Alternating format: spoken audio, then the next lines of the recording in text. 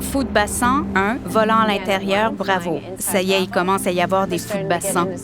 Ce n'est pas par hasard qu'on retrouve des oiseaux de mer ici, sur le golfe. L'île Bonaventure, qui longe la lisière ouest de la baie, abrite la plus importante colonie de fous de bassin en Amérique du Nord. Les fous de bassin sont d'énormes oiseaux de mer qui pêchent en plongeant comme une flèche d'une hauteur avoisinant parfois les 40 mètres. Et leurs ailes ont une envergure de presque 2 mètres. Ils peuvent planer sur des kilomètres à la fois. Ils parcourent parfois plus de 300 kilomètres pour se nourrir. C'est sur l'île que les fous de bassin et d'autres oiseaux de mer viennent se reposer et nicher. Mais c'est en mer qu'ils se nourrissent. Et ils ne sont pas les seuls.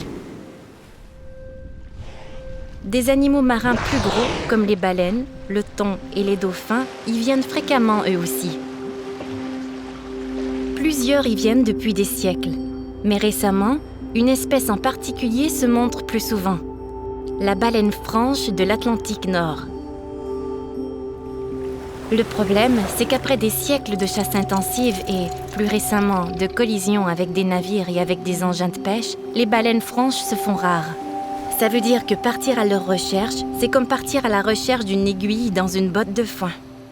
Mais la chance nous sourit. Nous sommes franchement au bon endroit à franchement le bon moment. Regarde! Il y en a une juste là! Juste là! Oui! Oui, as-tu vu sa queue? Regarde ça, elles sont juste là! Oh mon Dieu! Nous sommes entourés de baleines franches. C'est incroyable. C'est probablement les meilleures 7 minutes de ma vie. Super! Les baleines franches voyagent habituellement seules ou en petits groupes. Il doit y avoir une bonne source de nourriture ici pour en rassembler autant. Et où la nourriture est bonne, les baleines viennent en nombre. On dirait que nous sommes arrivés à la cité des baleines. Il y en a une autre là. Je sais plus où regarder. Juste là aussi.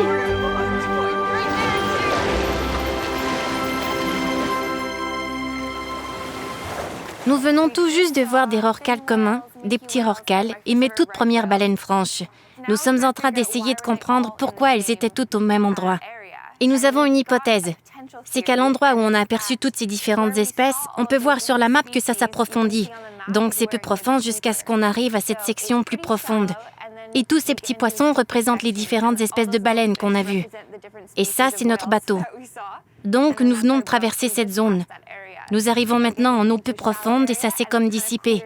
Nous n'apercevons plus de mammifères marins en ce moment. Donc nous pensons qu'il existe peut-être une remontée d'eau localisée dans les zones profondes qui rendrait les eaux juste au-dessus de cette zone très productives. Lorsqu'un courant des grands fonds frappe soudainement un mur, il est obligé de monter. Ce mouvement ascendant déclenche un brassage qu'on appelle une remontée d'eau localisée. Cela apporte des eaux plus froides et riches en nutriments à la surface. On a tout vu, juste ici. Et quand ça s'est arrêté, c'était fini. Donc, ça démontre vraiment que la structure de l'habitat détermine les espèces qu'on y retrouve. Et elles étaient toutes au même endroit. Je trouve ça incroyable. Je n'ai jamais vu un regroupement de baleines comme ça auparavant. Et même juste en avant du bateau.